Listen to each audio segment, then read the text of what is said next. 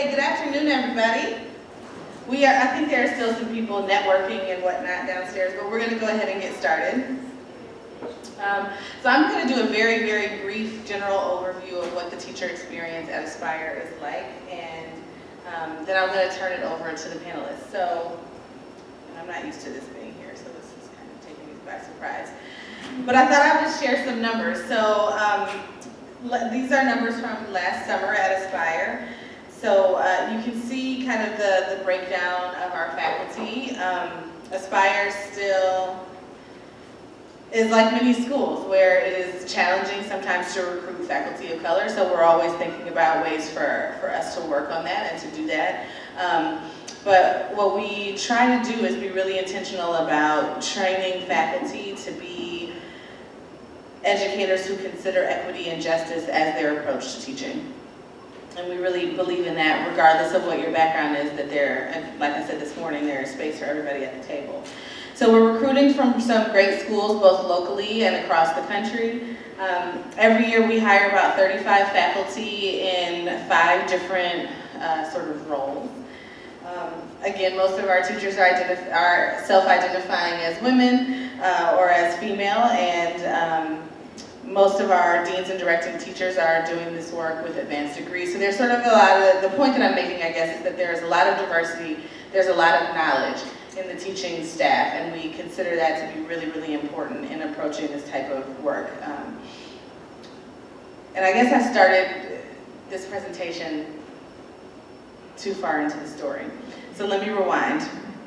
Aspire is designed to provide an enriching summer experience for girls, but it's a program with a dual mission, and the other part of our mission is to create educators who are advocates for education. So whether that means that they go into careers as teachers or administrators in schools, or if they go into careers that have nothing to do with school, we want them to approach that work always thinking about what's best for kids.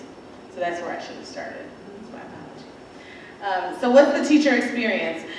So we've just kind of actually finished our hiring process for Aspire for the 2016 summer, and so I'm reflecting on the interviews and things that we've done. And one of the questions that I ask of the students is, I say, Aspire is going to give you this opportunity to be the teacher in your classroom. And so if you've been in a teacher training program, maybe you've done a practicum or you've observed someone teaching or you've been an assistant teacher, but this is really your classroom space. So if I walked into your room on any given day in the summer, what would the atmosphere be like? What would I see? What would it feel like to be in your classroom? And I think that's what makes Aspire a really unique experience, is that it is asking a college student to be the teacher in their class and to just fly and also fail all the time. And it is a really unique experience, and most of our teachers have never really been challenged in that way. They've had an opportunity to watch, but they haven't necessarily had an opportunity to do. We also always say that Aspire is a feedback-rich environment, and we really believe that it's important to be constantly getting feedback about your teaching in order to grow as a teacher, but also so that you can develop a reflective practice. And that is one of the core values of training at Aspire. It's really important to be a teacher who can ask yourself, did that work? Did it not work? Why? How might I do it differently next time? And to be constantly reflecting on what your practice is, what your approach is, and thinking about how can you get better for the best, so that you can produce the best outcomes for kids. And then the other piece that we try to do is sort of build the teacher toolbox. We know we can't teach every teacher everything they need to know about teaching in 6 weeks. But we can give them some core fundamental skills that they can take into graduate school or back to their undergrad program or into their teaching career. So we'll always have a workshop during orientation about classroom management. And usually that falls flat on the kids in the first week because they're like, I've got this, until there are kids in their classroom. And then it's always like, oh, okay, so that's why you told me I needed to think about routines and I needed to do all of these things. And so that's sort of just an example of the type of things that we try to give to the teachers. We always make an attempt to introduce some educational theory into our training. That's also because we have kids who are they're in all different types of schools and programs. And we also say to students, you don't have to be an education major to teach at Aspire. And that is a really unique, I think, component of our program too. Our teachers are not expected to teach to Common Core. They're not expected to do standards-based lessons. We really want Aspire to be kind of that first experience where you can just fall in love with the purest essence of teaching. So how are teachers recruited and selected? We post like crazy in the weeks right before Thanksgiving, and our applications are not due until February, but we do that on purpose because we think that if we get these applications and the information out before kids are kind of on break, before students are on break for winter break and they're taking finals and things like that, then they'll have some time to work on it and collect all their materials by the time we get to February. We also advertise through our CCIS alumni network, so that's the Cleveland Council of Independent Schools, partner schools like Laurel and University School and Hawken. We will always send out an announcement to them and ask them to send it out to their alumni networks because we're looking for college students. We will sometimes attend career fairs. We discovered actually this year there's an organization in Cleveland that is actively trying to recruit young talent to Cleveland. So they'll have kind of these career fairs periodically throughout the year. And so we just hopped on the tail end of a career fair, and what we discovered that this gave us the opportunity to find students who were based in Cleveland, so housing wouldn't be a problem for them in the summer, but they're going to schools all over the place. So we were able to connect with students who are at Purdue and at UVA and some schools that we hadn't been able to connect with before because we kind of found this niche where there were Cleveland students at schools all across the country. And so that part of bringing that diversity in terms of experience is really important too, because we want to show Aspire students that there are lots of different options available to them, and kind of a good way to do that is for them to see someone who wears a Purdue t-shirt at Aspire during the summer. So how are teachers selected? Teachers submit a written application. It is a pretty lengthy application. They have to do some short answer questions. They have to submit a sample lesson plan. And for many of them, they've never done it before. So that's always fun to see what they can produce with no training and no mentorship. And sometimes it's really, really good, and sometimes it's really not so good. But that's not necessarily a deal breaker. That just lets us know how much work we have to do in June. They have to submit transcripts and letters of recommendation. And one thing I'll say about the transcript review that I've begun to notice is that college students, when they're scared or they're nervous about this opportunity to be a teacher, they always say, I can teach language arts. Because they feel like I speak English, I read English, I must be able to teach English. And so I will have students who will send a transcript where like every class they've taken except for their core is in math or science, and they still put, I would like to teach 7th grade English as my first choice. And so I'll say to them, you know, your coursework really doesn't match what you said your interests were. What are you thinking? And then oftentimes they'll say, I just feel more comfortable teaching English, but I could do that. I actually could do that. And sometimes you just have to have that conversation with them because they haven't figured out their teacher identity yet. So they don't always know. And then you have a handful of kids who are like, I wanted to be a teacher since I was 3. I know exactly what I want to teach, and I'm already on the path, and this is what I want to do. And we try to honor both of those experiences, and there's room for everybody at Aspire. We always will do a Skype interview or an in-person interview with students, and that's just because the phone it just isn't Aspire. It's just not how we do it. And we want to see their faces, and we want to see how they engage around these conversations. I'll always ask, what does multicultural education mean to you? And you will get an array of answers. I had a student say to me a couple weeks ago, well, at my school there's only a handful of people who would be in multicultural education, but I guess it would mean.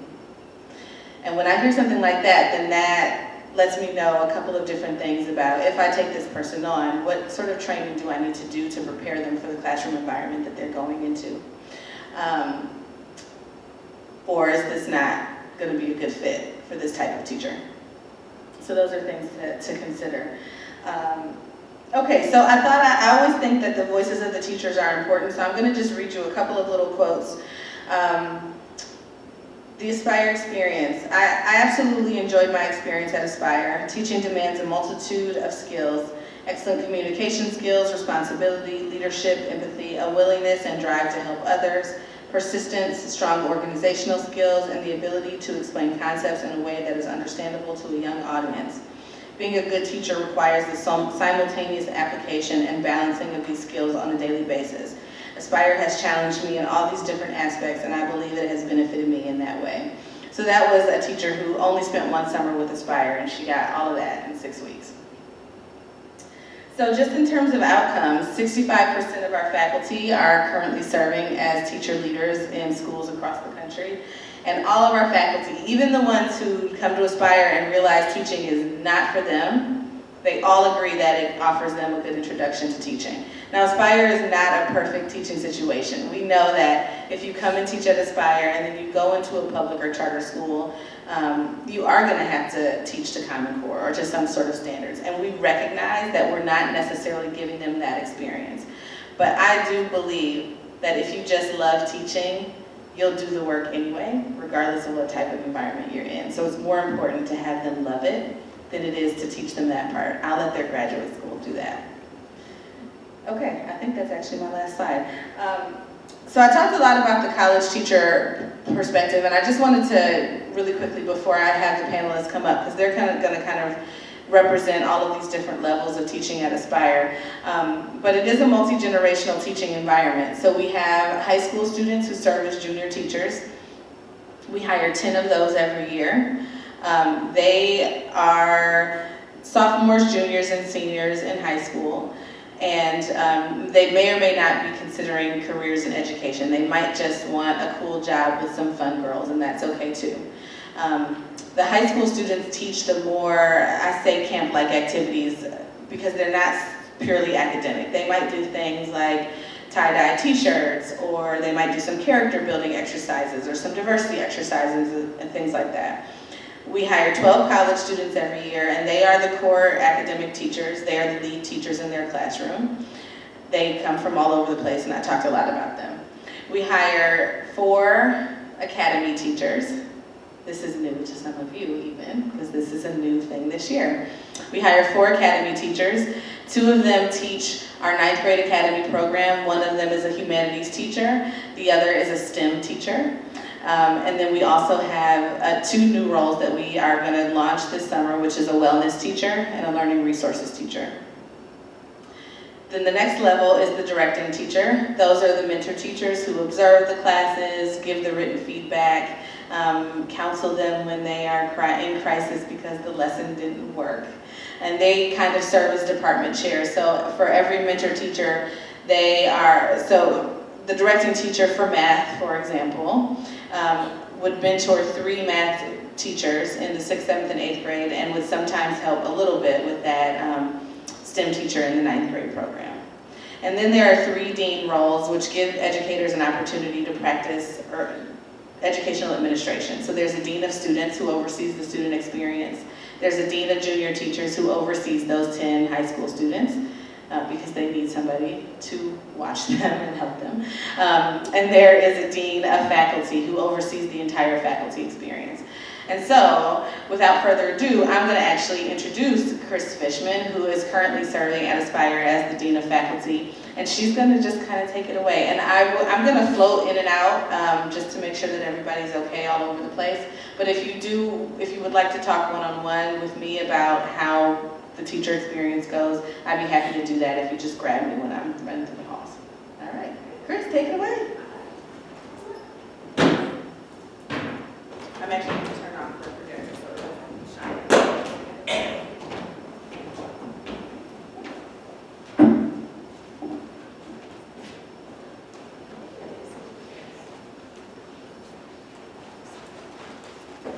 Welcome, thanks so much for coming, and appreciate your time.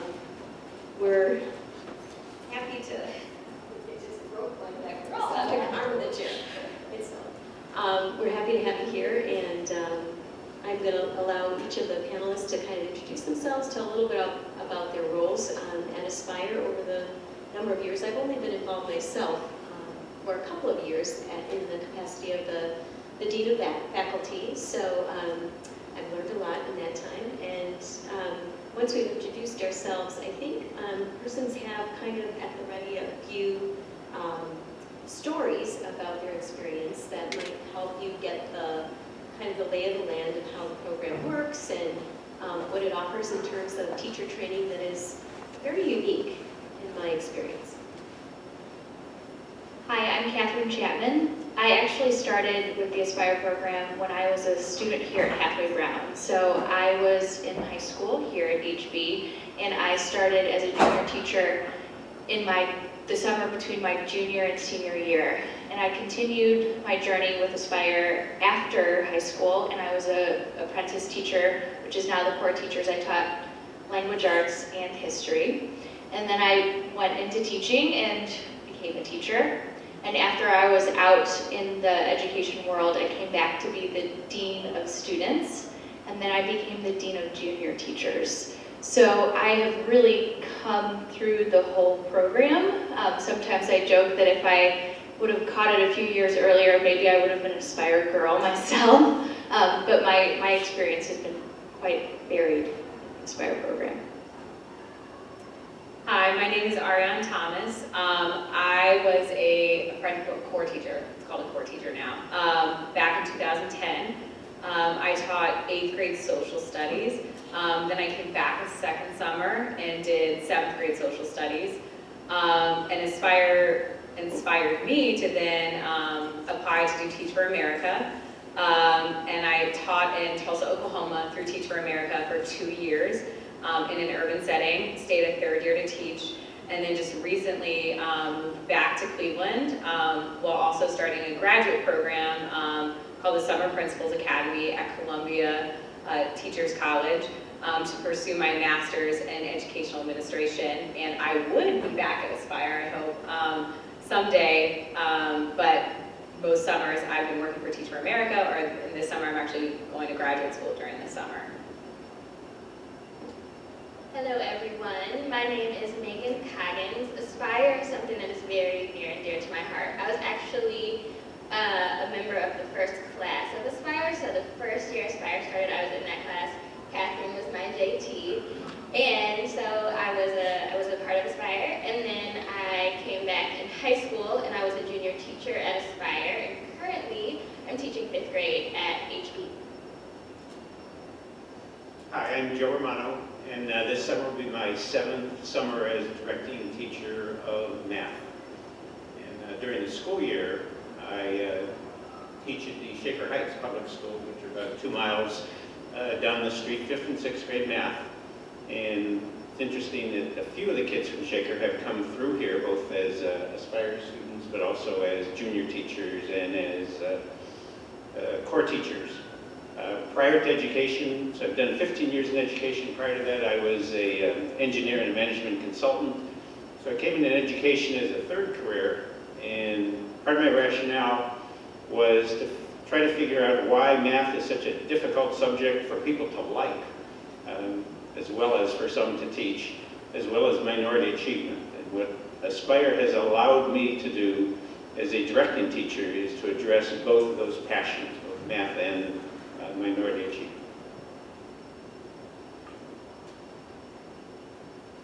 I realize I didn't tell you what I do now. So I became a history teacher, and I taught in the public setting, out of state, in the mostly rural environment. I got my master's at West Virginia University in secondary education, and I have returned to Cleveland. I'm now the director of middle school admission here at Hathaway Brown.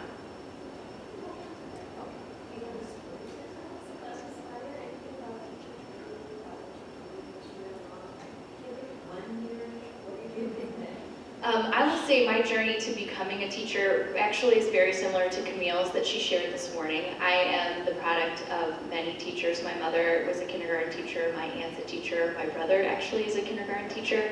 So when I was a JT, I thought, I'm just going to do this for the summer.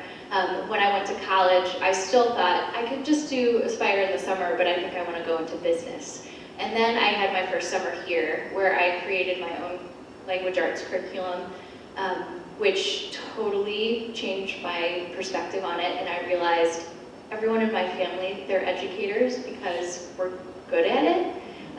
We make the connections with the kids, and so I decided to, after my sophomore year at Miami University of Ohio, to major in education. So Aspire really helped me to find my way to becoming a teacher and understand the beauty of creativity, because once I was done with Aspire, and actually in the school setting, I was following the Common Core. Actually, I taught in West Virginia, we had adopted the Common Core. I didn't have the creativity that I had in the classroom here. And in terms of my teacher training program, it was fantastic at Miami, but I had more teaching experience going into my student teaching than any one of my peers, because I had had my own classroom for 2 summers already. So it was a pretty fantastic journey to that point. I feel, I don't want to be repetitive because I had a similar experience where in college, so I did Aspire going into my junior year of college, and I had no plans to be a teacher, but Aspire completely changed my trajectory, and then I applied to Teach for America. Besides the relationships, which were probably the most meaningful thing in my life with the students, I think one big takeaway I had from Aspire was kind of this mindset: if you're going to lead, lead. Like if you're going to be the teacher in your classroom, lead the classroom. So then when I went into a district school in Tulsa, so I went into a school that had an F rating, where on average most of my students were reading 2 to 3 grade levels behind. And they were telling me to use certain curriculum that I did not agree with. I kind of pushed back and was successful at using the own curriculum I created. And I think Aspire really gave me the leadership ability to do that. And I think what Aspire also does when it comes to curriculum is it really promotes an environment that pushes culturally responsive teaching, which is not something you see at every school in this country right now.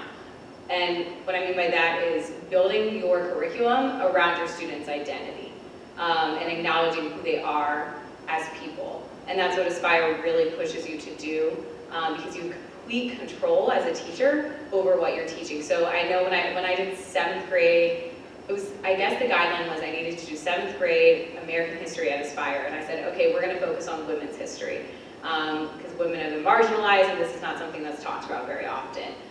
So then when I went into a classroom at Tulsa, I just took a lot of that same mindset that I had developed in Aspire and was able to use it in my own classroom. Hard. So I have so many lessons from Aspire. It's hard to pinpoint one as the most important. But one of the ones that is up there for me is impact. If you can remember back to when you were a middle schoolers don't really see much outside of themselves. So when I was a middle schooler here, I knew that I was having this amazing experience, and I had all of these teachers that I loved, and they loved me, but I didn't see how it was affecting my peers and how we were kind of all having the same experience. Once I left Aspire, they have a tradition at their closing ceremony where